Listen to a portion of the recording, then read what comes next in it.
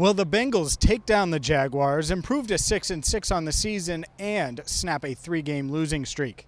Hi again, everyone, and happy game day under the Monday night lights. I'm James Rapien here at Everbank Stadium in Jacksonville, where the Bengals, they're trying to surprise a lot of people. Let's be honest here. This Bengals team reeling a bit. They don't have Joe Burrow. They've dealt with a bunch of injuries, and the latest happening today. After spraining his ankle on Friday in practice, Cam Taylor-Britt was put on injured reserve. The Bengals' second-year cornerback has had a breakout campaign and emerged as their top corner, and instead he's going to miss at least the next 4 games with the ankle sprain, and it's a real bummer. It's a bummer for a bunch of reasons, but Cam Taylor-Britt was scheduled and on track to play tonight before or after recovering from a quad injury that he suffered a couple of weeks back, and he missed the Steelers game, was on track, was coming back, and the ankle sprain on Friday is not only going to hold him out tonight, but it's going to hold him out for at least 3 games beyond tonight. Speaking of tonight, Jake Browning will get the start.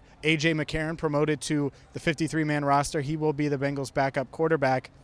This Bengals team, they're going to try to continue to find themselves in the post-Joe Burrow 2023 season, and to me it starts with the defense as much as anything. I know there's a lot of attention on the running game and on T. Higgins coming back and all of these things, but can this defense limit explosive plays with Trevor Lawrence on the other side, limit explosive plays with Travis Etienne and with Calvin Ridley and with a really tough and talented Jacksonville Jaguars offense and Evan Ingram? That's another one that I think matchup-wise, how do the Bengals try to combat him tonight?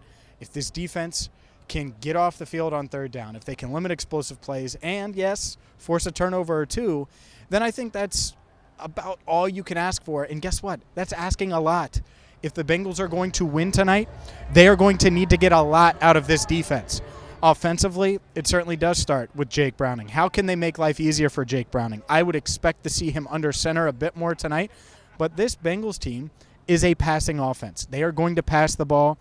It's something that they have done well. Last week, you look at the numbers, 19 of 26. There were some flashes for Jake Browning. There was also a lot of bad. I think that the internal clock, or his internal clock, that is something that we're going to see early on tonight, something I'm looking forward to seeing. Does he read the field quickly? Does he take the time that he's needed to process like he did last week, where it was probably 2 or 3 ticks too long, and the opposing defensive line, whether it was T.J. Watt and company, they were getting after him? Because I thought the offensive line played pretty well from a pass blocking standpoint.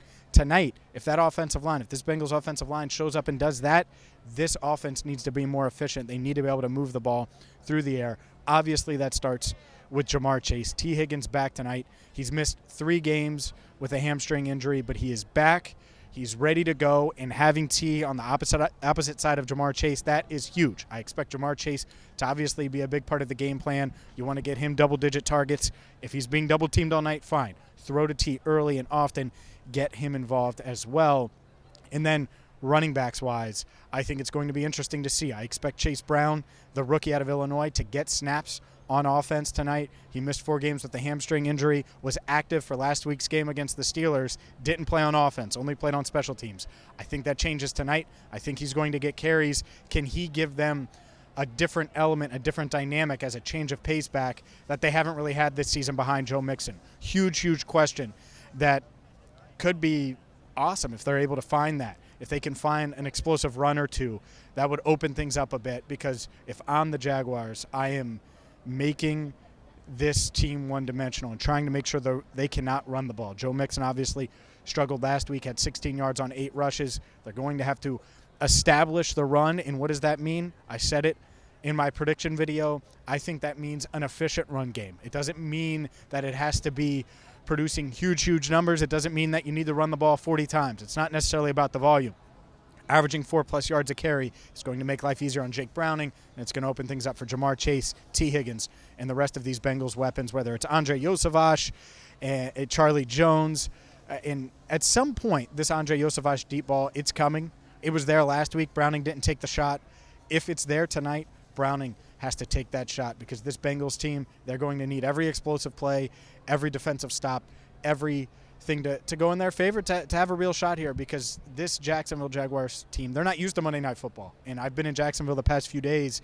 They haven't had a Monday night game since 2011. just to give you an idea about that. That's a long, long time. Andy Dalton's rookie season. This team this town is pumped. So these stands, they're going to be loud, loud, loud to start this game. And I also know that there's a lot of Bengals fans here in Jacksonville as well. So if you could quiet the home crowd and get the road crowd in the mix and involved early, that would go a long way as well. Of course, we'll have you covered after the game right here on Cincinnati Bengals Talk. So hit that subscribe button, ring the bell, join the 40,000 plus subscribers that we have. And until after the game, when we'll have our post-game report, you'll hear from Jake Browning, Zach Taylor, Jamar Chase, and much, much more. I'm James Rapien for Andrew Fox Miller signing off. We'll talk to you after the game right here at Everbank Stadium.